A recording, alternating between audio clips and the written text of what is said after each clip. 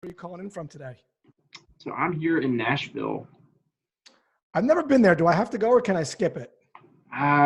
It depends if you want to have a bachelor party or not, or more specifically, a bachelorette party. That tends to be, without a doubt, the thing that brings the most people to Nashville, which is crazy. I'm afraid I'm a little beyond that stage of my life, but I will keep it in mind should I never, have to go through that again. So that's good to know. So how long you been there? So my family's originally from this area, from Hendersonville, which is just a suburb. I grew up in Kentucky in Bowling Green, about an hour away, but my wife and we've been here in Nashville for a year and 3 or 4 months. You like it? Love it. It's a big music scene, right? Like they're known for their Music music. City, yeah, live music, 365. 365, that's it. So what brings you to my corner of the world today, of all places? Man, I'm passionate about growth and sales culture in general, and I'm in an industry where I am constantly trying to refine the things that I'm doing to be the most effective version of myself for clients and for the growth of my practice. And I stumbled across your profile completely randomly. It was just the people you may know or have mutual connections with, and saw your headline, loved the headline, read a few articles, and just was enamored with it. I love it. Like, I eat that stuff up, and I thought your clarity and conciseness and the way your video on focusing about the other person in the email, that was terrific. So I wanted to learn more from the source of that. Thanks, man. I appreciate you taking a look at that stuff. I know there's a lot of options and choices out there of things to read. So I'm super honored that you spend some time reading some of my content. So tell me a little bit about what you do. You're a financial planner, financial advisor, from what I can gather and looking at your profile. Mm-hmm. Yes, sir. So I work as an advisor and have a practice through Northwestern. So effectively, launched a business a year and a half ago, and am at a point now where new client acquisition is a big focus. I'm at a spot where I'm probably hiring someone in the next 10 to 12 months. And in order to do that, to unlock the next levels of growth, it's going to require continued revenue. But the work that we provide and the value that we add is helping business owners and successful families think through primarily their individual planning. So who do you sell to? My ideal client and market is someone who's probably in their 40s or above, because they've got life experience to understand that this is relevant and have got the financial feasibility to where it makes sense for us to work with them. The people Meaning they have to have a certain amount of money?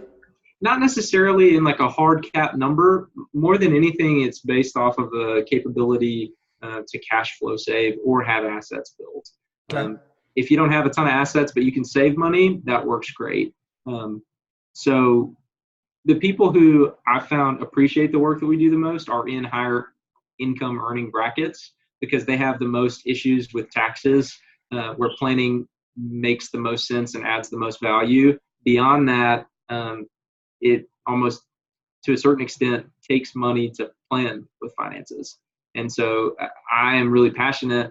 I was a client here before I started this, and am really passionate about helping people who aren't necessarily at the top echelon level.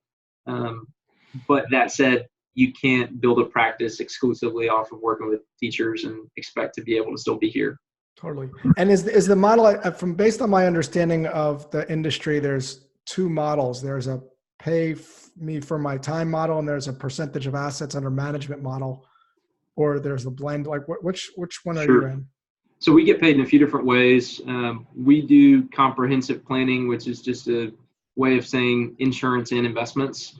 Any insurance planning or defensive planning we put into place, we get compensated directly through whichever insurance company. Yep. Primarily for me, that's Northwestern Mutual, but broker stuff out. The flip side of that is fee for assets under management. To get an initial meeting with somebody or to sit down and spend time with them, it's not centered around, hey, I'm going to send you an invoice for my time or a dollar amount for a plan that we'll put together. Philosophically, I think everybody deserves a plan. And so we'll run a full analysis on a plan and give it to somebody. And if they want to implement it with us, we hope we've added enough value to do that. But at the minimum, we're going to tell them what we think is in their best interest for them to implement, Gotcha. whether it's with us or somebody else. How many clients do you have right now? So I'm finishing my first contract year, which you go through training and then a ramp up period. July 31st will be the end of my first contract year. And the goal, if you just crush it, is 60 clients in your first year. You said how many? I'm sorry. 60. 60. Okay. And I'm at 60.6. And probably by the time that the month ends, we'll be closer to 70. So it's been, by all accounts, a really successful first year, but you go through a 4 or 5 year building phase. How do you get the clients? It's been a mixture of people who I know personally, but that's a very finite number of people in the world. Referrals is huge because this business is predicated on trust. And then I've actually found a pretty high level of success with cold reach outs and personal observations. I use a business-to-business outreach, like marketing platform through LinkedIn, and message a lot of people on that and kind of just have that system running where I get responses coming back in from that. I think they message about 1,000 people a month for me. And it's tell me a little bit more about that. So it's $300 a month. It's through a service called Cleverly. They primarily do business-to-business sales. And I approached them and said, hey, do you ever work with individuals? And they said, no, but we're willing to give you a shot. And Cleverly? Mm-hmm. Okay, so they're reaching out to potential customers?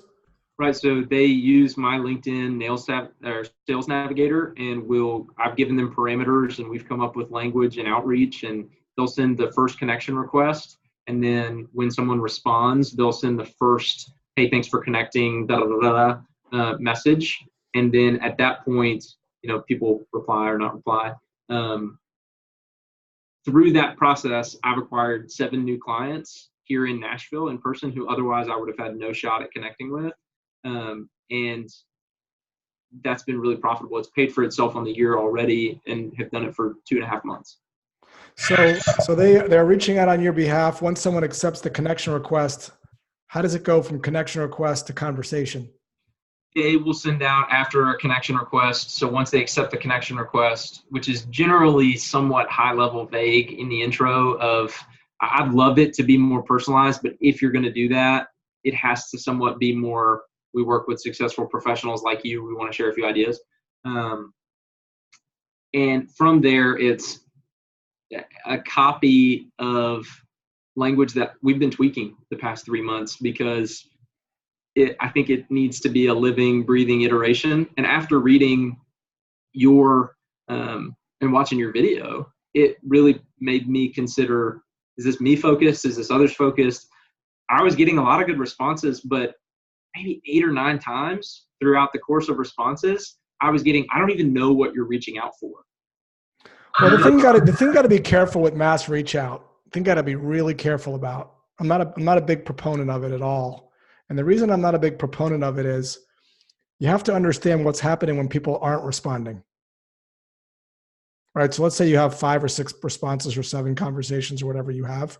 Mm-hmm. You also have to consider, could you have just gotten those by being strategic? Could you have gotten more? And what about the 96% of the people that are not responding? Like, what are you doing to your brand?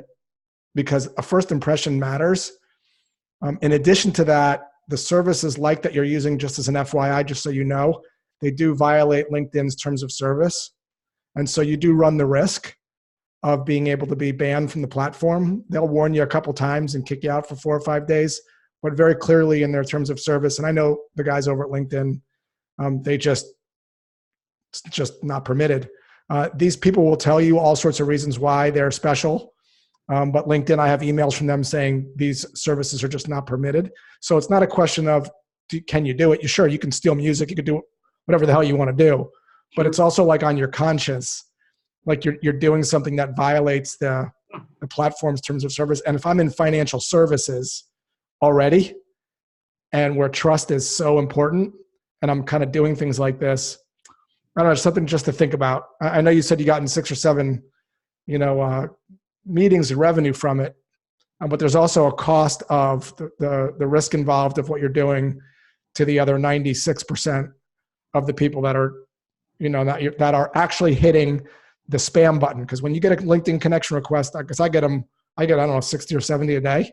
Sure. And there's more of these services popping up because about 3 years ago, somebody actually sold a course and a system for people to just take and rebrand it. So there's got to be 30 or 40 people like there's so many people like the service that you're using. They pop up all the time and everyone's kind of doing it. And they're all using automated tools and bots and all that kind of stuff, which again, violate LinkedIn's terms of service. So I don't know, man, I've never been a fan of stuff like that because I don't need to reach 10,000 people. I need to be strategic about the people in it. And what I do is every week I'll just reach out in a personal way to 15 or 20 people. It's fine. Or 30. It doesn't take that long. And I feel good about it because I'm researching them. I get to know a little bit more about them. You could tell the connection requests are not spammy because they're more personal because I'm actually reading and caring about who I'm sending it to. But a lot of people do it. Just so you know, when I get those connection requests and your prospects get them, there's a button that says mark as spam. And LinkedIn's algorithm calculates the number of times people are doing that. And that has the potential to get you, banned and flagged. Now, those services will tell you that they're outsmarting. Do we know we're outsmarting the algorithm? Maybe they are, but it's just never set right with me. Like, why are you outsmart? Like, why are we doing things to outsmart things? Like, it's just never set right on my soul personally, but just wanted to make you aware of all that stuff, just so you know, and then you can make an informed decision. You can keep doing it or not, or, whatever you want to do. Yeah, no, I appreciate that, Josh. That's something that purely through interacting with them would never come up. That's right. Because right. Obviously. For sure. Yeah. And so the notion of, hey, we'll message people who are open profiles, who are willing to accept messages, and then connection. But you have to understand what they're doing. So what they're doing is they're using a technology like LinkedIn Helper, which is essentially a technology that automates outreach, right? And that violates LinkedIn's terms of service because it's tapping into their API and it's actually sending things on an automated basis. LinkedIn's very clear about it. It's very it's definitely. But then again, people here's my thing. Yeah. Make you aware of it, and then you're grown up. You're like, fuck it, I like it anyway. Fuck it, I'm just going to keep doing it. Fine, as long as you just understand, the whole picture there. Well, and I think and I appreciate that. Would love for that to be more of a pit stop along the way of this conversation, because I think the real value and focus that I see in the content and the style of outreach that is ultimately much more effective, that is built around what the heart of this business is built around. I've started experimenting with that in the past couple of months to say, I'm trying to do the customized reach outs and wasn't finding a ton. Well, you have to understand, you have to really think through this a little bit. So this is not about the customized research. This is about like the way you found me. And the reason we're having this conversation is because you looked at my content. Right. So when you connect with someone, what ends up happening is you start to get reach and your content shows up on their feed. This is a very powerful idea because reach is a currency. Reach is a currency. The more people that you reach and that accept your connection request and that consume, like, share, and comment on your content, the more money you will make. So what it takes is a long-term view. It's not about the connection request. Sure. So what it is it's about you figuring out what kind of content can I put forth in the world that my target audience is going to find interesting and entertaining and informative. So if you look at my posts and my feed, I'm selling to salespeople. Right. So all the content that I have is aimed at helping salespeople up their game. And I do it in a way like the whole I teach my wife sales stuff, if you've seen any of that, is a way to be able to do it in a way that actually entertains. So it's not enough to just put content out in the world. It was when I first started, no one was doing it. But now a lot of people are putting out content. You have to not only have something to say, you have to have a point of view. That's different. You don't need everybody. You need people to look at your, like my point of view is I have a point of view. Some people don't like it, which is awesome.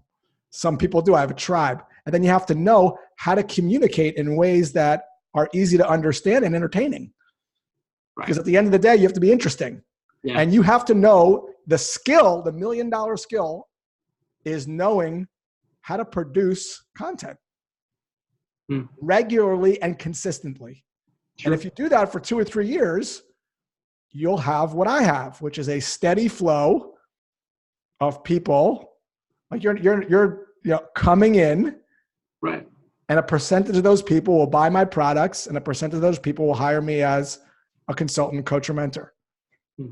So it's the connection, saying, do I want to meet, it's short-sighted, because the long-term play really is producing value without expecting anything in return. And what's going to happen is when you do that, not for a week, it's like, here, I'll put it in terms you'll understand. 401k.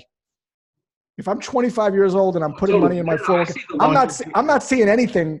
Like I check it in a year, I'm like, dude, it's not doing anything. I'm like, wait 30 years. Right. That's the reality of it. Like, I've been contributing I'm old, but I've been contributing since I was your age. And now I have quite a nest egg. But that's the same exact thing with content is you have to make it a daily practice. You have to have an interesting perspective. You have to be entertaining. And now that you have people that you've connected with, sure, now you have a real opportunity, because the more content you put out there, they'll like it. Their friends will see it. They have, probably similar friends in similar situations, and you'll start to build a brand for yourself, because that's where I would focus my time. A percentage of my time, at least, is on how am I going to start to build my professional brand. I work with a real estate agent, so commoditized. And I'm like, this guy, what he ended up doing is he ended up wearing like different jackets every time he would get a sale or close the house. And it was interesting to look at it. And these jackets and he never wore the same jacket twice. The guy's had hundreds of different jackets, but he was known by that on LinkedIn. And he did really well in his day. He would produce content about the local area, where to eat, and he was entertaining to watch and listen to. Obviously your brand, you're dealing more with finances. You got to maybe be a little bit more, buttoned up. But there's still an opportunity to be human. Totally. Because ultimately people are going to work with you because they know, like, and trust you. Right. And there's few things better to build that than when you're producing content that's making people smarter. Yeah. It's the only reason you and I are talking.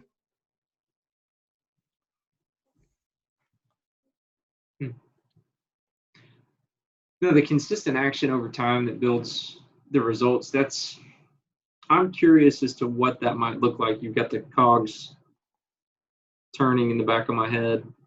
Well, what it looks like right now is easy because no one's paying any attention to you. So it's easy in the beginning. So it's true. No one cares, right? So it's easy, right, in the beginning. So what you'll do is you'll start to figure out, what are the topics my audience cares about? Google top challenges of people in their 50s that want what you guys probably have a ton of this at Northwestern. Oh, yeah. And then what you're going to do is you're going to take a topic and you're going to put your own spin on it. And you're just going to start by writing a little post. And you could look at everyone's post for inspiration. How do I write a LinkedIn post? Write it as a post, shoot a little video if you want, and get in the daily habit of flossing one tooth. What I mean by that is once a week, post one thing. And now what you can do when you reach out to people and they accept your invite is you can actually send them some of your content. Hey, Bob, thought you might like this article. It's about X, Y, and Z. Thought you'd find it interesting. And then when you have a contact strategy to reach out to them again, instead of saying, you want to meet, you want to meet, you want to meet, you want to meet, they're going to start to see your content on their feed and they will call you. Right. And that's the better position to be in from a sales perspective, is people calling you rather than you chasing them. But so once a week, what I would do is just to get in the habit of starting to produce some content. And if you do that consistently and you're interesting and you have a point of view, it's not just about content anymore. It has to actually be, good. You'll start to get followers, likes, shares, comments. Sure.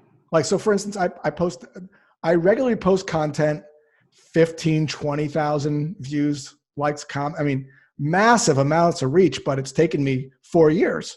Not many. That's not much in the grand scheme of things. But imagine this. I post something, and when I post, 20,000 of my ideal customers see it. And every time I post something, I usually make a couple grand because I have content that I sell. I have books. So just think about that think of the power of that. When I was your age, you couldn't do that without paying money to be on TV. Sure. So Yeah. reach, again, I'll say this, reach is a currency. So they don't teach this stuff in school. They really should teach this. Someone should develop a course on this, like for people like you, especially. Like, how do I get reach on LinkedIn? Like, well, that's the next level, because so much of this, I'm in an industry dominated by folks. So my dad has done this for 30 years. It's all old white guys who aren't using technology. It's your opportunity. You know, and so there's a huge opportunity. Huge. Really, like the generational transfer of wealth that's about to happen when the baby boomers retire, it's ridiculous. That's right. And like today, I literally just finished a meeting with a 24-year-old who just inherited $300,000, and he has no clue what to do with it. Well, luckily he's calling you and he's not doing freaking whippets and cocaine. You know, luckily he's. Well, and you know what's funny, Josh? You know what's really funny is that this is true. I actually met that guy. Do you know how I got connected to him? No. Personalized reach out. Back in October. What does that mean? Saw his profile, noticed that he went to LinkedIn, or noticed that he went to Western Kentucky, which is where I'm from, in Bowling Green, and said, "Hey Chase, love working with sales guys. Looks like you went to Western. How was your time at Western?" I mean, was that hard? Client inherited $300K, crazy. And like. And then what you should be doing for your book of business, you've got 60 clients. What you should be doing for your book of business, because let's not forget about them, because referrals are so important to your business. Instead of asking for referrals all the time, which is fine, is to say, hey, I'm hosting a webinar next week on this topic.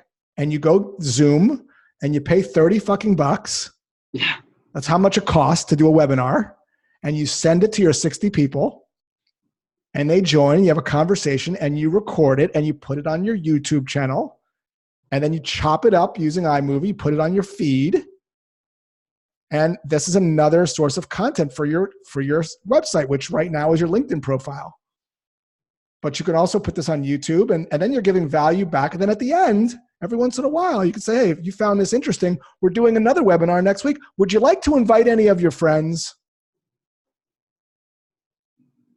And then we have now prospects where you're starting to be, so you have to be a teacher. You have to get good at teaching. I went to school to be a teacher. Teaching is something that you have to learn just like financial planning. Sure. There's an art to teaching. So there's a great book called The Art of Explanation. Great book. Start learning how people learn. Start brushing up on how do I teach in ways that get people to care. Because there is value when you are clear. Financial services is fucking complicated. And if you can bring clarity to confusion, people will be attracted to you. God, that was an interesting way to explain that. I understand it for the first time. Who is this guy? Yeah. So it's not enough. These ideas are fine, but the execution is where the rubber meets the road. And there's a lot of parts. Yes, you have to have the domain knowledge, which you have. That's table stakes. You have it. I went and did a guest lecture to a college, University of South Carolina, about 8 months ago. And I went and sat in some classrooms. It had been a while since I've been in college. These professors knew the domain, but they all sucked at teaching. It was like I was back in college. I was bored out of my fucking mind. Yeah. Right? And so you have to learn how to teach in ways that are entertaining and that get people to care. I mean, that's applicable because that's every meeting I'm ever in once I actually sit down with somebody. Don't be that. I just mean how do you compellingly simplify complex ideas? That's right. So that's a skill.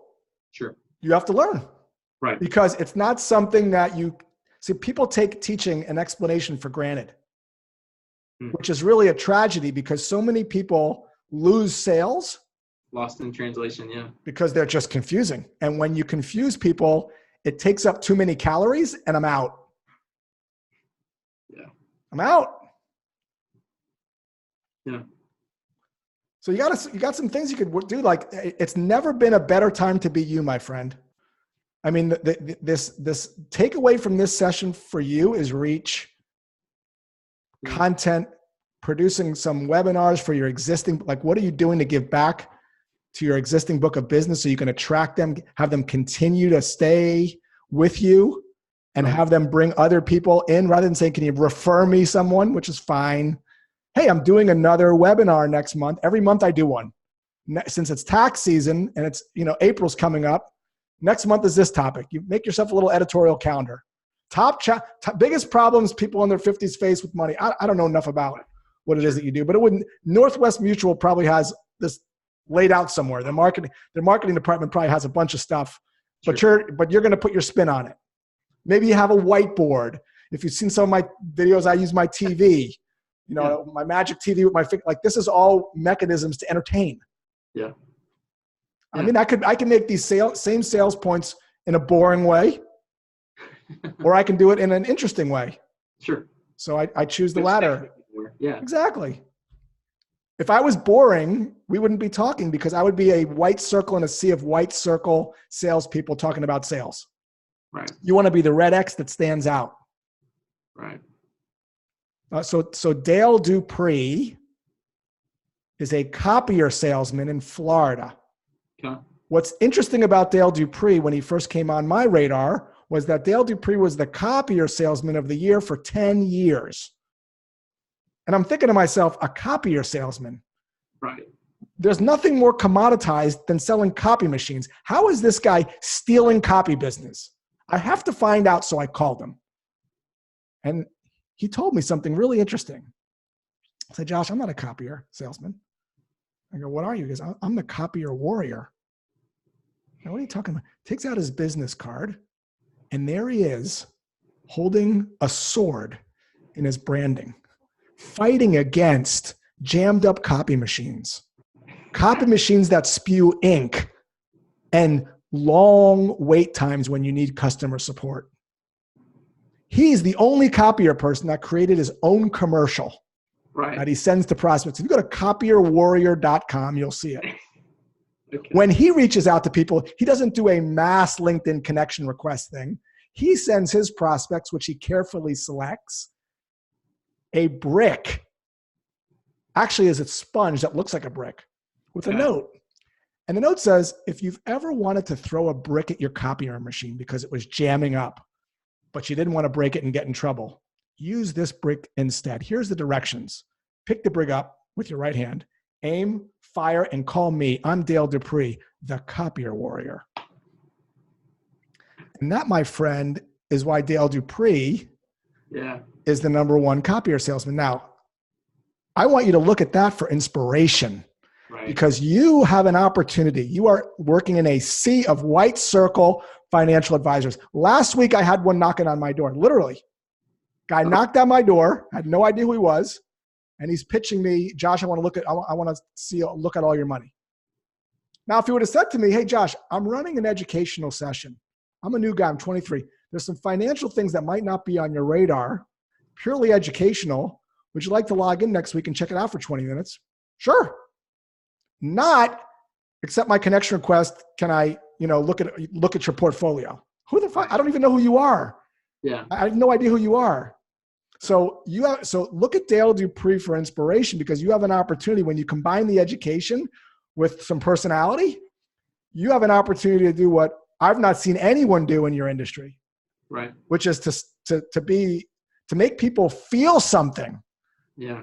Rather than, another financial advisor. I mean, if this guy from TD Water, that's where all my money is, TD Ameritrade. If this guy calls me one more time with the drone, boring, robotic voice saying, I'm just seeing how things are, like, there's nothing interesting to say except wanting to sell me a product. You have an opportunity, my friend, to really light it up, man. I'm excited for you. I love your energy too. I think it's awesome. Bringing the heat on a Friday. I don't know if I'm bringing the heat, but yeah, no. I don't mean to bring the heat. I mean for you. I want you to be excited. I want you to get off this phone call, this session, and take some steps, my friend. I want to see you I want to see you brand yourself. Yeah. Like, you're not the copier war, but what's your domain, man? Who are you going to be? You're not Drew Hall, the financial advisor, because that's everybody. What are you going to call yourself? Like, brand yourself, man. Give it some thought. Have some fun with it, dude. Be you. What's your personality? That's what people are going to buy. There's 50,000 fucking Drew Halls. Yeah. There's Yeah. only one. There's only one copier warrior. That's Right. the guy I want to do business with. Right. Yeah, no doubt. Is everybody going to like Dale Dupree? No. Does that matter? No. Does he have a point of view? Yes. Does he stand out? Yes. Well, what's ridiculous is that this business model is profitable with massively profitable with 300 clients. So it doesn't need to appeal to everyone.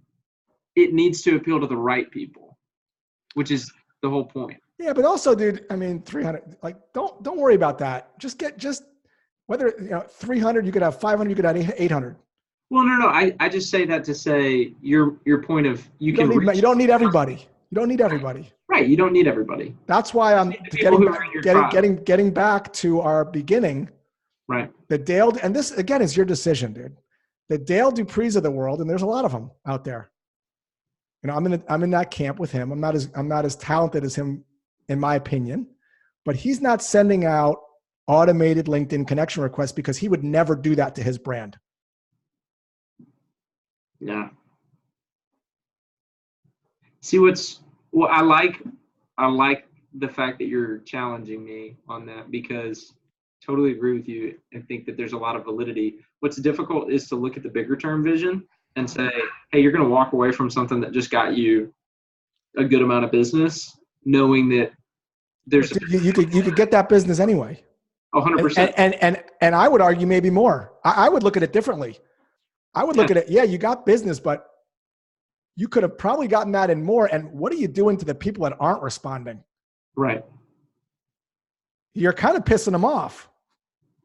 And there's no way there's no way you're going to burn through your addressable market, right? You're every time, for every one response, you have 9 people that are saying, fuck you or unsubscribe behind your back. You don't even know what's happening, but they're hitting mark as spam.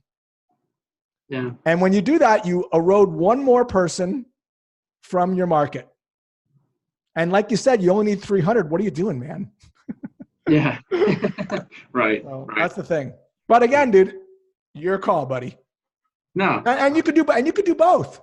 You could have that guy let that company was do their thing, and spin this other thing up with a smaller, test it out. Right. Spend some time branding yourself. Like for instance, if I go to your profile right now, I don't even remember, but let me actually just see. Sure. If we had to start out, let's just see, Drew Hall.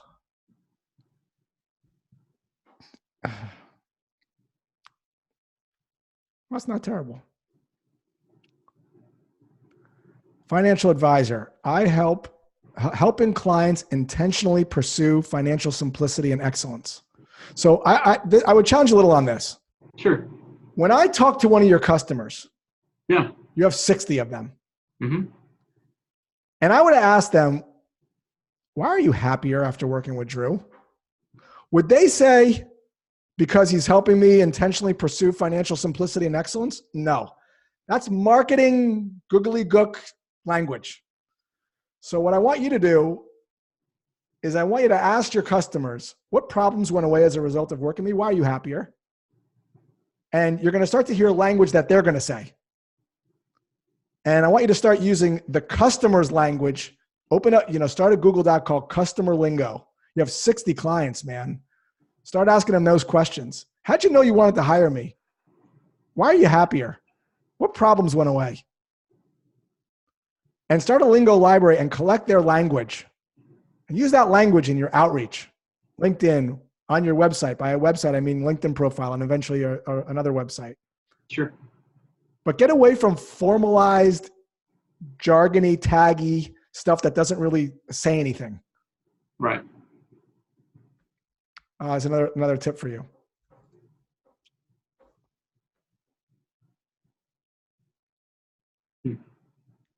All right, my man. I'm about out of time here, but hopefully this was helpful. No, I want to be respectful of your time for sure. Certainly appreciate it. My pleasure. If this was helpful and you're in the mood, the one thing you could do that helps me tremendously, if you want to write a little post, hey man, just spoke to Josh Braun.